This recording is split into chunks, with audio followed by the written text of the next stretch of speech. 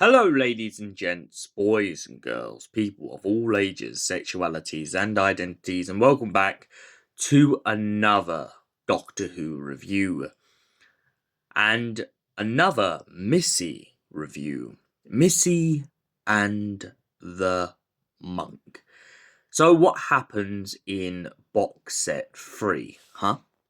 Well, essentially, Missy and the Monk go cruising all over time and space, getting up to all sorts of scraps, and halfway through this box set, a very funny, very weird and peculiar thing happens.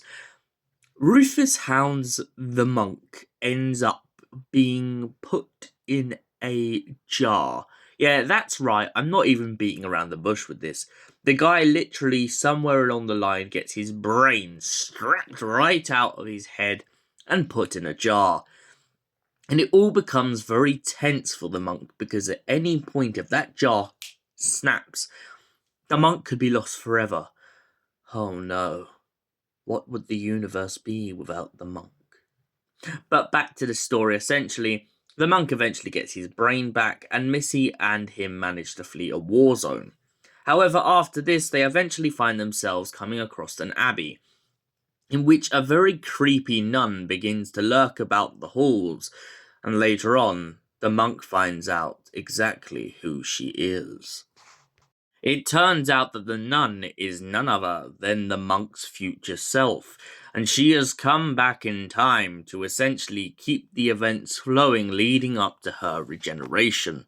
To which the monk and Missy get very annoyed at this, not only because the monk is interfering not only with history now but his own timeline, but he/she/they are kind of in a little bit of a timey-wimey kind of catastrophe.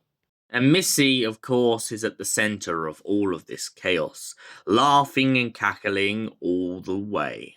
Now, I'll say this for the least, the nun is definitely an interesting incarnation of the monk.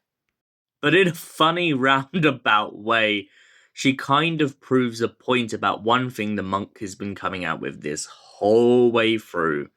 He says that he does not want to be referred to as the monk anymore, yet somewhere along the line in history, he's going to be referred to as the nun.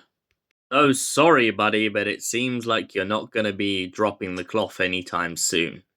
But overall, this has some quirks, some laughs, and to be fair, this is a little bit more of a dark and sinister turn in comparison to the last box set. The nun really comes across more sinister than the monk. The monk is a bit of a jovial fool, whereas the nun is very calculated, very assessed, and most importantly, she seems to have learned from her mistakes. But she irritably also has the trait of finding herself in a position in which she gets agitated by the fact that Missy is the one who's going to cause her most probably downfall towards a regeneration.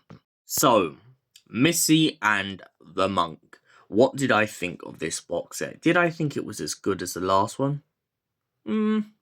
Not particularly, but I definitely say that there was some quirks going on in this box set, and it was really interesting to see them play out. Do I feel like it could have been as good as the last one? Absolutely. But because I felt like there was a couple quirks still needed working out, that is why I'm going to give this box set an 8 out of 10. Thank you for watching, and we'll see you in the next Doctor Who review. Till then, goodbye, stay beautiful, you beautiful people.